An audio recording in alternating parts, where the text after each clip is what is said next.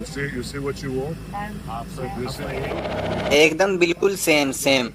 भारत के प्रधानमंत्री नरेंद्र मोदी 2 दिवसीय दौरे के लिए इजराइल पहुंचे हैं।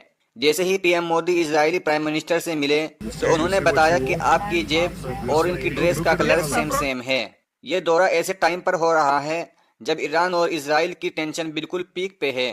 भारत के इतिहास में नरेंद्र मोदी पहले ऐसे प्रधानमंत्री बने हैं जिन्होंने इजराइल की ऐतिहासिक यात्रा की। इससे पहले 2017 में भी वो इजराइल गए थे। भारत और इजराइल के संबंध 2014 के बाद से प्रधानमंत्री नरेंद्र मोदी और बेंजामिन नेतन्याहू के नेतृत्व में एक नई ऊंचाई पर पहुंच गए हैं। फ्रांस के बाद इजराइल भारत का दूसरा सबसे बड़ा हथियार सप्लायर बन गया है। We feel your pain. We share your grief. India stands with Israel firmly, with full conviction in this moment and beyond.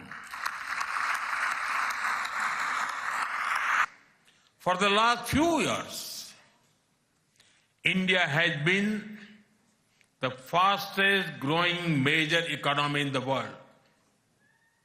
Soon, we will be among the top 3 economies globally.